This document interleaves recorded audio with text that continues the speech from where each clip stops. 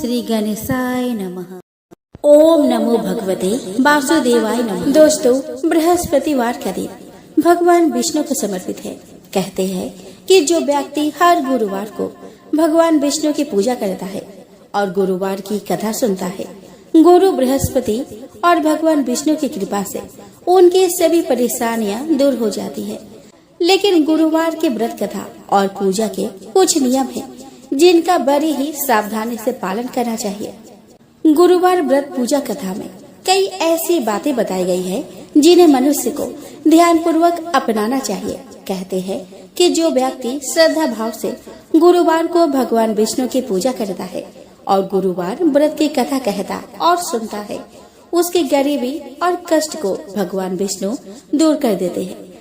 जीवन में सुख समृद्धि के लिए गुरुवार के दिन आप भी इस गुरुवार व्रत कथा को सुने। बृहस्पतिवार के दिन सूर्योदय से पहले उठे और नित्य कर्म से निवृत्त होकर पीले रंग के वस्त्र पहने। इसके बाद पूरे घर में गंगा जल छिड़के। इसके बाद पूजा घर में श्री हरि विष्णु की मूर्ति या चित्र स्थापित करें।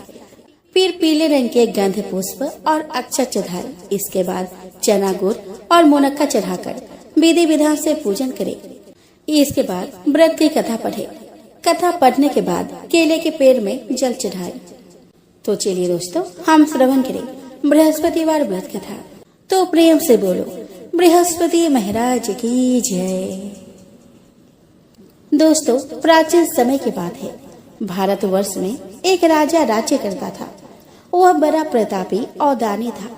वह नित्य गरीबों और ब्राह्मणों की सेवा सहायता करता था। वह प्रतिदिन मंदिर में भगवान दर्शन करने जाता था, लेकिन यह बात उसके पत्नी को अच्छी नहीं लगती थी। वो ना ही पूजन करती थी और ना ही दान करने में उसका मन लगता था।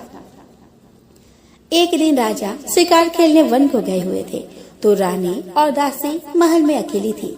उसी समय बृहस्पति देव साधु के वेश में राजा के महल में भिक्षा के लिए गए और भिक्षा मांगी, तो रानी ने भिक्षा देने से मना कर दिया। रानी ने कहा कि हे साधु महाराज, मैं तो दान पुण्य से तंग आ गई हूँ। इस कार्य के लिए मेरे पतिदेव ही बहुत है। अब आप ऐसा कृपा करें कि सारा धन नष्ट हो जाए तथा मैं आराम से रह सकूं। साधु ने कहा कि देवी, तुम तो बड़ी अजीब हो। धन और संतान से कौन दुखी होता है? इसकी तो सभी कामना करते हैं। पापी भी पुत्र और धन की इच्छा करते हैं। अगर तुम्हारे पास अधिक धन है तो भूखे मनुष्य को भोजन कराओ, पियाऊ लगवाओ, ब्राह्मणों को दान दो, कुआं, तालाब, बावड़ी, बाग बगीचा आदि का निर्माण कराओ, मंदिर, पाठशाला, धर्मशाला बनवाकर दान दो, निर्धनों की कुंवारी कन्याओं का विवाह कराओ, साथ ही यज्ञ आदि कर्म करो। अपने धन को शुभ कार्यों में खर्च करो। ऐसा करने से तुम्हारा नाम परलोक में सार्थक होगा एवं स्वर्ग की प्राप्ति होगी। लेकिन रानी पर उपदेश का कोई प्रभाव न पड़ा। वह बोली कि महाराज, मुझे ऐसे धन की आवश्यकता नहीं जिसको मैं अन्य लोगों को दान दूं, जिसको रखने और संभालने में ही मेरा सारा समय नष्ट हो जाए। अब आप ऐसी कृपा करें कि सारा धन नष्ट हो जाए तथा मैं आराम से रह सकूं। साधु ने उत्तर दिया कि यदि तुम्हारी ऐसी इच्छा है तो जैसा मैं तुम्हें बताता हूँ तुम वैसा ही करना। बृहस्पतिवार को घर को गोबर से लिपना, अपने केसों को पीली मिट्टी से धोना, राजा से कहना कि वह बृहस्पतिवार को हजामत बनवाए, भोजन में मांस मदिरा खाना और कपड़ा धोबे के यहाँ धुलने डालना। ऐसा करने से 7 बृहस्पतिवार में ही आपका सारा धन नष्ट हो जाएगा। इतना कहकर वह साधु महाराज वहाँ से अंतर्ध्यान हो गए। इसके बाद रानी ने वही किया जो साधु ने बताया था। 3 बृहस्पतिवार ही बीते थे कि उसका समस्त धन संपत्ति नष्ट हो गया और भोजन के लिए राजा रानी तरसने लगे। तब एक दिन राजा ने रानी से कहा कि तुम यहाँ पर रहो, मैं दूसरे देश में चाकरी के लिए जाता हूँ, क्योंकि यहाँ पर मुझे सभी मनुष्य जानते हैं, इसीलिए कोई कार्य नहीं कर सकता। देश चोरी परदेश भीख बराबर है। ऐसा कहकर राजा परदेश चला गया। वह जंगल को जाता और लकड़ी काट कर लाता, शहर में बेचता। इस तरह जीवन व्यतीत करता। इधर राजा के बिना रानी और दासी दुखी रहने लगी। किसी दिन भोजन मिलता और किसी दिन जल पीकर ही वो रह जाती। एक समय जब रानी और दासियों को 7 दिन बिना भोजन के रहना पड़ा, तो रानी ने अपने दासी से कहा कि हे दासी, पास ही के नगर में मेरी बहन रहती है, वह बड़ी धनवान है, तो उसके पास जा और 5 सेर बेझर मांग के ले आ, ताकि कुछ समय के लिए थोड़ा बहुत गुजर बसर हो जाए। दासी रानी के बहन के पास गए। उस दिन बृहस्पतिवार था। रानी का बहन उस समय बृहस्पतिवार की कथा सुन रही थी। दासी ने रानी की बहन को अपने रानी का संदेश दिया, लेकिन रानी के बहन ने कोई उत्तर नहीं दिया। जब दासी को रानी की बहन से कोई उत्तर नहीं मिला, तो वह बहुत दुखी हुई। उसे क्रोध भी आया। दासी ने वापस आकर रानी को सारी बात बता दी। सुनकर रानी ने कहा कि दासी, इसमें उसका कोई दोष नहीं है। जब बुरे दिन आते हैं तब कोई सहारा नहीं देता। अच्छे बुरे का पता विपत्ति में ही लगता है। जो ईश्वर की इच्छा होगी वही होगा। यह सब हमारे भाग्य का दोष है। यह सब कहकर रानी ने अपने भाग्य को कोसा। उधर रानी की बहन ने सोचा कि मेरी बहन की दासी आई थी, लेकिन मैं उससे नहीं बोली, इससे वह बहुत दुखी हुई होगी। कथा सुनकर और पूजा समाप्त कर वह अपने बहन के घर गई और कहने लगी कि हे बहन, मैं बृहस्पतिवार का व्रत कर रही थी। तुम्हारी दासी गई, लेकिन जब तक कथा होती है तब तक ना उठते हैं और ना ही बोलते हैं, इसलिए मैं नहीं बोली। कहो, दासी क्यों गई थी? रानी बोली कि बहन, हमारे घर अनाज नहीं था। ऐसा कहते कहते रानी की आंखें भर आई। उसने दासिया समेत 7 दिन तक भूखा रहने के बाद भी अपने बहन को बता दी। इसीलिए मैंने दासी को तुम्हारे पास 5 सेर बेजल लेने के लिए भेजा था। रानी की बहन बोली कि बहन देखो, बृहस्पति देव सबकी मनोकामना पूर्ण करते हैं। देखो, शायद तुम्हारे घर में अनाज रखा हो। पहले तो रानी को विश्वास ही नहीं हुआ, परंतु बहन के आग्रह करने पर उसने दासी को अंदर भेजा। दासी घर के अंदर गई तो वहाँ पर उसे एक घड़ा बेझर से भरा मिला। उसे बड़ी हैरानी हुई। उसने बाहर आकर रानी को बताया। दासी रानी से कहने लगी कि हे रानी, जब हमको भोजन नहीं मिलता तो हम व्रत ही तो करते हैं, इसीलिए क्यों ना इनसे व्रत और कथा की विधि पूछ ली जाए। हम भी व्रत किया करेंगे। दासी के कहने पर रानी ने अपने बहन से बृहस्पतिवार व्रत के बारे में पूछा। उसके बहन ने बताया कि बृहस्पतिवार के व्रत में चने की दाल, गुड़ और मुनक्का से विष्णु भगवान का और केले के वृक्ष के जड़ में पूजन करे और दीपक जलाए और कथा सुने। उस दिन एक ही समय भोजन करे। भोजन में पीले खाद्य पदार्थ का सेवन जरूर करे। इससे गुरु भगवान प्रसन्न होते हैं, अन्य पुत्र और धन का वरदान देते हैं, साथ ही सभी मनोकामनाएं पूर्ण करते हैं। व्रत और पूजन की विधि बताकर रानी की बहन अपने घर लौट आई। रानी और दासी दोनों ने निश्चय किया कि बृहस्पति देव भगवान का पूजन वो जरूर करेंगे। 7 रोज बाद जब बृहस्पतिवार आया तो उन्होंने व्रत रखा। गुड़ साल में जाकर चना और गुड़ बीन लाई और उसकी दाल से केले की जड़ तथा विष्णु भगवान का पूजन किया। अब पीला भोजन कहाँ से आए? दोनों बड़ी दुखी हुई, परंतु उन्होंने व्रत किया था, इसीलिए बृहस्पति देव भगवान प्रसन्न थे। एक साधारण व्यक्ति के रूप में वे 2 थालों में पीला भोजन लेकर आए और दासी को देकर बोले कि हे दासी, यह भोजन तुम्हारे और तुम्हारी रानी के लिए है, इसे तुम दोनों ग्रहण करना। दासी भोजन पाकर बहुत प्रसन्न हुई। उसने रानी से कहा कि चलो रानी जी, भोजन कर लो। परंतु रानी को भोजन आने के बारे में कुछ भी पता न था, इसलिए उसने कहा कि जा तू ही भोजन कर ले, क्योंकि तू व्यर्थ में हमारी हंसी उड़ाती है। तब दासी ने कहा कि एक व्यक्ति भोजन दे गया है। तब रानी ने कहा कि वह व्यक्ति तेरे लिए ही भोजन दे गया है, तू ही भोजन कर। तब दासी ने कहा कि वह व्यक्ति हम दोनों के लिए 2 थालों में सुंदर पीला भोजन दे गया है, इसलिए मैं और आप दोनों ही साथ साथ भोजन करेंगे।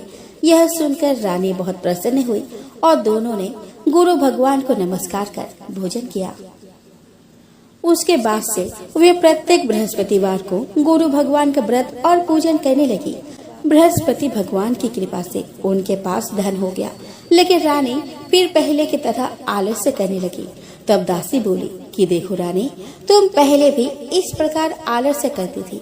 तुम्हें धन के रखने में कष्ट होता था, इस कारण सभी धन नष्ट हो गया।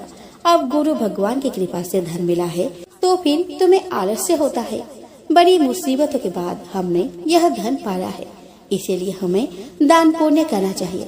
अब तुम भूखे मनुष्य को भोजन कराओ, पियायु लगवाओ, ब्राह्मणों को दान दो, कुआं, तालाब, बावड़ी और बाग बगीचे आदि का निर्माण कराओ, मंदिर, पाठशाला और धर्मशाला बनाकर दान दो, निर्धनों की कुंवारी कन्याओं का विवाह कराओ, साथ ही यज्ञ आदि कर्म करो और अपने धन को शुभ कार्य में खर्च करो, जिससे तुम्हारे कुल का यश बढ़े और स्वर्ग प्राप्त हो और पितर प्रसन्न हो।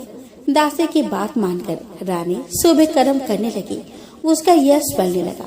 एक दिन रानी और दासी आपस में विचार करने लगे कि ना जाने राजा किस दशा में होंगे। उनकी कोई खोज खबर भी नहीं है। उन्होंने श्रद्धा पूर्वक बृहस्पति भगवान से प्रार्थना की कि राजा जहाँ कहीं भी हो शीघ्र वापस आ जाए। उस रात्रि को बृहस्पति देव ने राजा को स्वप्न में कहा कि हे राजा, उठ, तेरी रानी तुझको याद करती है, अपने देश को लौट जा। राजा प्रातः काल उठा और जंगल से लकड़ी काटने के लिए जंगल की ओर चल पड़ा। जंगल से गुजरते हुए विचार करने लगा कि रानी की गलती से उसे कितने दुख भोगने पड़े। राजपाट छोड़कर जंगल में आकर उसे रहना पड़ा। जंगल से लकड़ी काटकर शहर में बेचकर गुजारा करना पड़ा और अपनी दशा को याद करके व्याकुल होने लगा। उसी समय राजा के पास बृहस्पति देव साधु के वेश में आकर बोले कि हे लक्कड़हारे, तुम इस सुनसान जंगल में किस चिंता में बैठे हो, मुझे बतलाओ।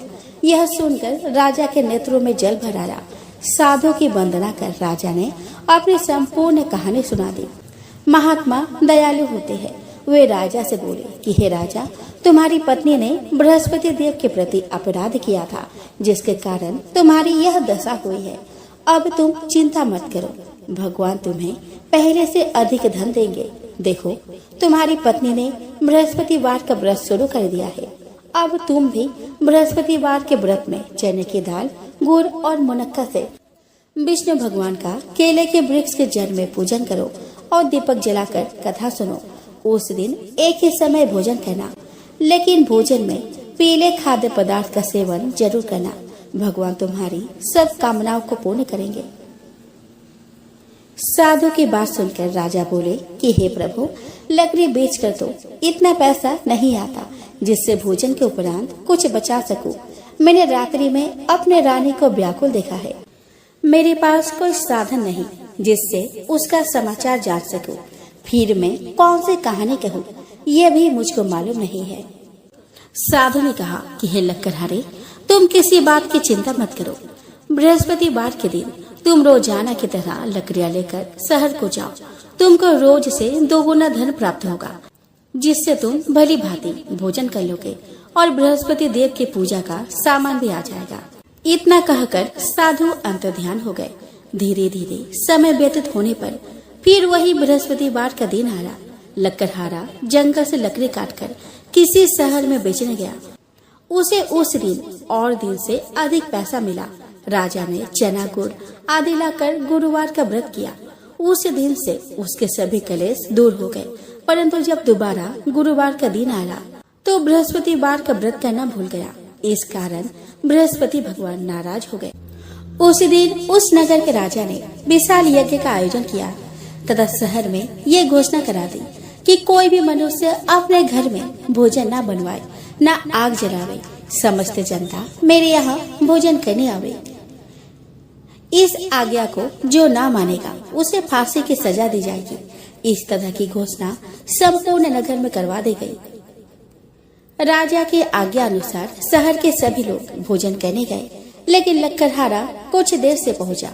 इसीलिए राजा उसको अपने साथ घर लिवा ले गए और ले जाकर भोजन करा रहे थे तो रानी की दृष्टि उस खूंटी पर पड़ी जिस पर उसका हार लटका हुआ था। वहाँ पर वो हार नहीं दिखाई दिया। रानी ने निश्चय किया कि मेरा हार इस मनुष्य ने चुरा लिया है। उसी समय सिपाहियों को बुलाकर उसको कारागार में डलवा दिया गया। जब लकड़हारा कारागार में पड़ गया और बहुत दुखी होकर विचार करने लगा कि न जाने कौन से पूर्व जन्म के कर्म से मुझे यह दुख प्राप्त हुआ है, और उसी साधु को याद करने लगा जो कि जंगल में मिला था। उसी समय तत्काल बृहस्पति देव साधु के रूप में प्रकट हुए और उसकी दशा को देखकर कहने लगे कि अरे मूर्ख, तूने बृहस्पति देव की कथा नहीं करी, इस कारण तुझे दुख प्राप्त हुआ है। अब चिंता मत कर, बृहस्पतिवार के दिन कारागार के दरवाजे पर 4 पैसे पड़े मिलेंगे, उनसे तू बृहस्पति देव की पूजा करना, तेरे सभी कष्ट दूर हो जाएंगे। बृहस्पतिवार के दिन उसे 4 पैसे मिले। लकड़हारे ने कथा कही। उसी रात्रि को बृहस्पति देव ने उस नगर के राजा को स्वप्न में कहा, हे राजा, तुमने जिस आदमी को कारागार में बंद कर दिया है वह निर्दोष है, वह राजा है, उसे छोड़ देना। रानी का हार उसी खूंटी पर लटका है, अगर तू ऐसा नहीं करेगा तो मैं तेरे राज्य को नष्ट कर दूंगा।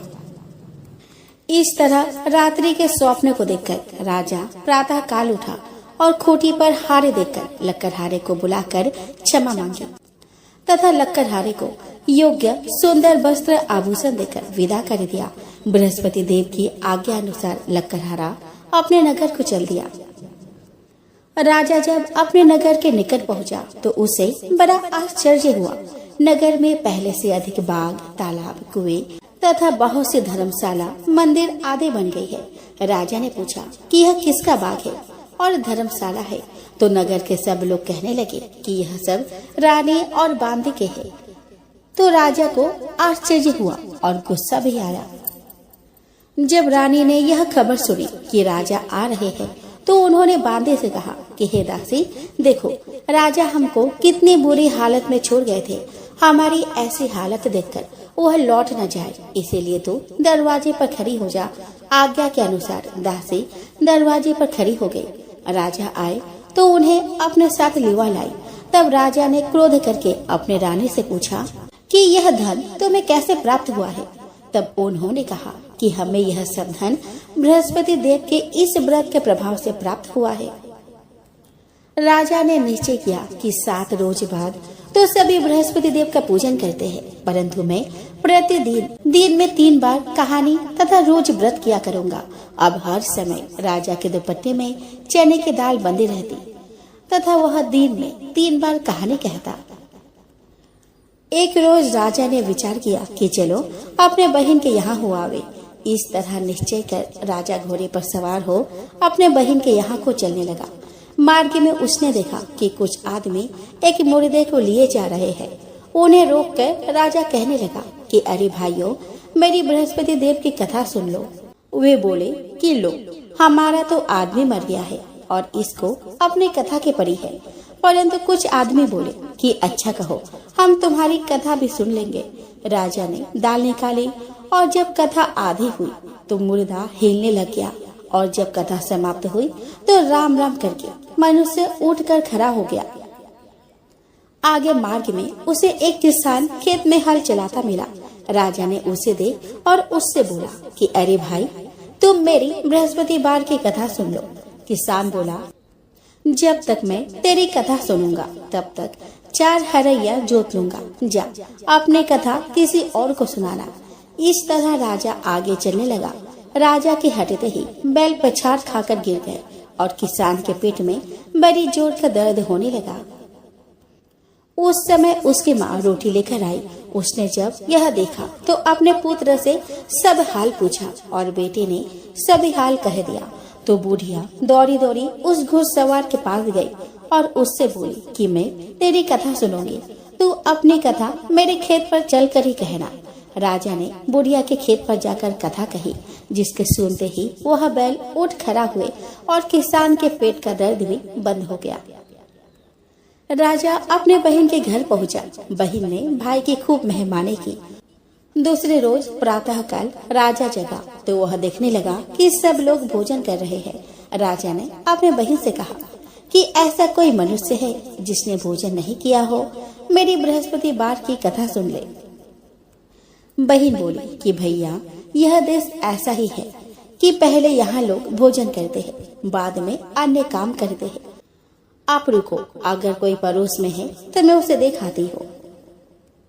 वह ऐसा कहकर देखने चली गई, परंतु उसे कोई ऐसा व्यक्ति नहीं मिला जिसने भोजन न किया हो। अतः वह एक कुम्हार के घर गई जिसका लड़का बीमार था। उसे मालूम हुआ कि उनके यहाँ 3 रोज से किसी ने भोजन नहीं किया है। रानी ने अपने भाई की कथा सुनने के लिए कुम्हार से कहा और वह तैयार हो गया। राजा ने जाकर बृहस्पतिवार की कथा कही, जिसको सुनकर उसका लड़का ठीक हो गया। अब तो राजा की प्रशंसा होने लगी। एक रोज राजा ने अपने बहन से कहा कि हे बहन, हम अपने घर जाएंगे, तुम भी तैयार हो जाओ। राजा के बहन ने अपने सास से कहा तो सास ने कहा कि हाँ चली जा, परंतु अपने लड़कों को मत ले जाना, क्योंकि तेरे भाई के कोई औलाद नहीं है। बहन ने अपने भैया से कहा कि हे भैया, मैं तो चलूंगी, पर कोई बालक नहीं जाएगा। राजा बोला कि जब कोई बालक ही नहीं चलेगा तब तुम ही क्या करोगी। बड़े दुखी मन से राजा अपने नगर को लौट आया। राजा ने अपने रानी से कहा, हम निर्वंशी है, हमारा मुंह देखने का धर्म नहीं है।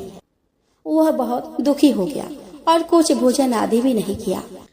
रानी बोली कि हे प्रभु, बृहस्पति देव ने हमें सब कुछ दिया है, वह हमें औलाद भी अवश्य देंगे। उसी रात को बृहस्पति देव ने राजा से स्वप्न में कहा कि हे राजा, उठ, सभी सोच त्याग दे, तेरी रानी गर्भ से है। राजा की यह बात सुनकर बड़ी खुशी हुई। 9वें महीने में उसके गर्भ से एक सुंदर पुत्र पैदा हुआ। तब राजा बोला कि हे रानी, स्त्री बिना भोजन के रह सकती है, पर बिना कहे नहीं रह सकती। जब मेरी बहन आवे तो मुझसे कुछ मत कहना। रानी ने सुनकर हाँ कर दिया।